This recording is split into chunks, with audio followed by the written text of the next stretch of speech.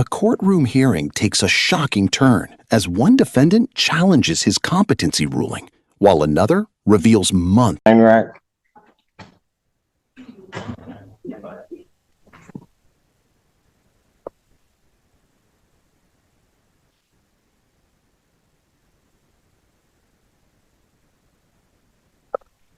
Andrew Childers agreeing on behalf of people. Lauren Brown, Deputy Chief Public Defender, defendant on behalf of Mr. Aaron Reich.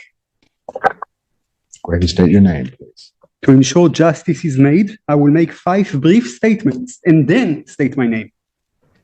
Dana from the Forensic Center had first met me on the 17th of July, 2024, 8 days ago.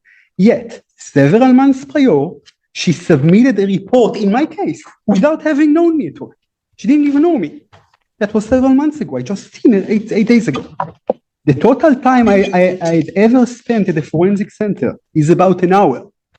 The court claims that I'm incompetent, yet neither the Forensic Center nor anyone else has provided me with any help. Why then is my sentencing being delayed for 6 months as of now? No attorney, such as Mr. Brown, has ever met or spoken to me about the details of my case. None. So how is he qualified to represent me, with all due respect to him? My case is full of lies and inaccuracies. Under such conditions, no judge, even the most qualified one, can reach at the truth. And the last one, someone with advanced spiritual abilities is controlling the minds of everyone I come into contact with. It is hard and almost impossible to believe, but that is the truth. With that, I'm complete, and my name is Amit Ehrenreich. I don't really care now. Can I address one thing? He said, Yes. we haven't talked to him. Usually when we have clients who are being referred for competency, it's a policy that we don't go and discuss the case with them until they have been shown to be competent. But even prior to that, you have never met with me. You have never spoken to me. I have never seen you. How in the world are you qualified, with all due respect, to represent me?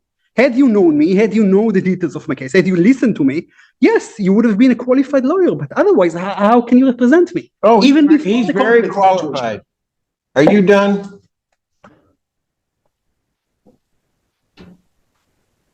That was a question. Are you done now?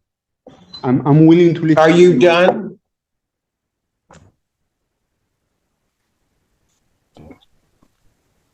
I have a report. There is no other additional evidence from either side. None, Your Honor. This report indicates that in the opinion of the examiner that this individual remains incompetent to stand trial. In this matter, there being no other evidence to the contrary, defendant is at this point deemed incompetent. I'll set a review hearing for October 24, 2024, 9 a.m. Bond will continue. Thank you. How in the You world can did leave change? my courtroom now. Go with the deputies. Thank you. Respectfully, Yeah, go ahead. Just go with them, please. Thank you. Is that the end of that block? Thank goodness. Court stands in recess. Court does call the case, People versus Robert. Is it Groszewski? Attorney Morgan Brooks on behalf of the people. Everything written on behalf of Mr. Jabashewski. Everything for the record. Jabashewski Robert, good morning, Your Honor. Good morning. How you doing, sir? I'm doing well. Yourself? Not well, sir. This is another matter in which we do not yet have an updated report. Do not yet have the report, you mean? Why am I being denied an attorney? Why is an attorney coming to see me? Hold on. Your Honor. Hold on a second. Yes, please. Yes, sir. So Sorry. we're looking, Apologies. you're looking for a report on this case. Yes. And we don't have it yet. Did both cases get referred over or just one? I see that the 1052 is competency. The 1188 appears to be a bond violation. Got it. Okay, so Because that one's set for just a straight PCC, isn't it? That is correct, Your Honor. 118 was just. All right. We haven't heard anything from, I have not. all right, what was our dates? I've told them that I'm willing to cooperate. All right, so here's what I'm gonna do. September 26, 2024 at 9 a.m. I will move the date up. To keep them together, I would also set this case for PCC that date, but move it up, or what do you want me to do on that? So he has not even yet been spoken to by CMH. So Pardon? he's not even had the interview yet with CMH. So I'm going to keep that in mind. Okay. Your Honor, good morning, Yes. sir. Yes, I've been sir. just so you know, I've been requesting to speak with someone, and I've sent numerous letters. I've called the public defender's office to talk to an attorney about questions I have relating to this competency, why it was even ordered in the first place. I've requested copies of the motions as to why I was even sent a motion to have me for a competency, and no one's answering me, no one's talking to me. And personally, I don't even believe that I should be going to forensics, sir. I mean, if there's a hearing that we can have, that a lawyer can talk to me. I've been trying to talk to a lawyer for 5 months now, and I've been rejected every time. I've been laughed at in my face by other attorneys when they've seen me in the courtroom about this violation for talking to my girl on the phone. They literally laughed in my face when I asked them questions. The lawyer who asked me, who put in the motion for competency, when I asked him about evidence in the case, his exact words to me, Your Honor, were, quote, "I am not going to do anything you ask me to do," unquote. And I had some choice words for him. We came into the court. He filed a motion for competency against me. Why am I sitting here 5 months It's later? not, sir.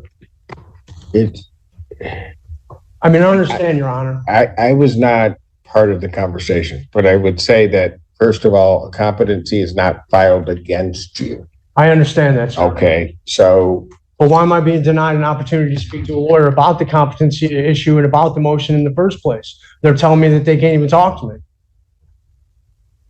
I don't think that they would have said that. Your Honor, They I've called the can't. public defense, Okay. pardon my interruption. Go ahead. What were you gonna say? I'm sorry, sir. What were you gonna say? Go ahead. I've called the public defender's office 3 times. They've told me that no lawyer will talk to me. I've sent 4 or 5 letters to the public defender's office requesting to talk to an attorney specifically about this competency motion and examination that I had questions, and no one responds to me. Okay, so Mr. Brown, I'm gonna set these dates. You'll make sure that somebody make gets sure down that- and talks to him about this. Absolutely. So he has an understanding as to why it's proceeding in that way. Absolutely. We will make All sure right. there's communication. So I'm setting it for the 26th. And then September 26th, 9 a.m. That date, so that you understand, sir, if we get a report, like if we talk to you, we get a report, that date gets moved up.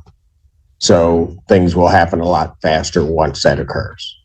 Got I it? appreciate you, Your Honor, and I'm not trying to be difficult. I've been laying up here for 5 months and I'm Sir, frustrated. Sir, I'm not thinking that you're trying to be difficult. You had some questions.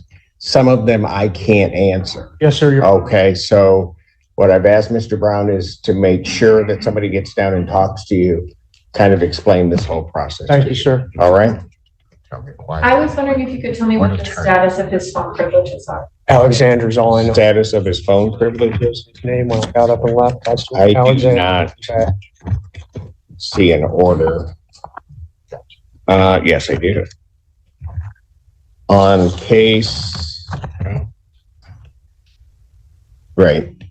I don't have my date, on June 21st, 2024, his phone privileges were revoked pending a hearing. Okay. I will reach back out to the jail and make sure that they're in receipt of that order. My understanding is that his calls were continuing to the victim through at least June 26th. So I'm concerned. Well, let me put it this way. I signed the order from June 21st. I can see that it was stamped in June 24th. And I would suspect that the jail has done something only because then we're talking 2 days later. Okay, So, thank you. welcome. All right, we'll continue. Thank you.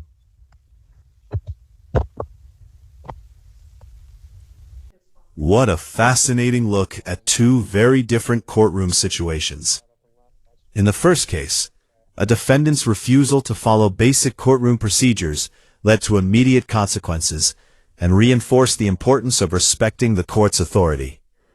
The judge ultimately relied on the forensic evaluation and determined the defendant remained incompetent to proceed.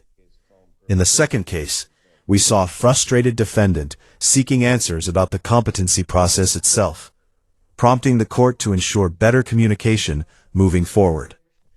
These hearings highlight how competency issues can dramatically affect the pace and direction of criminal proceedings. Whether you agreed with every ruling or not, one thing is certain: courtroom decorum, communication, and legal procedure played major roles in every decision made today. If you found this case as shocking as we did, make sure to hit that like button, share your thoughts in the comments, and don't forget to subscribe for more jaw-dropping courtroom breakdowns.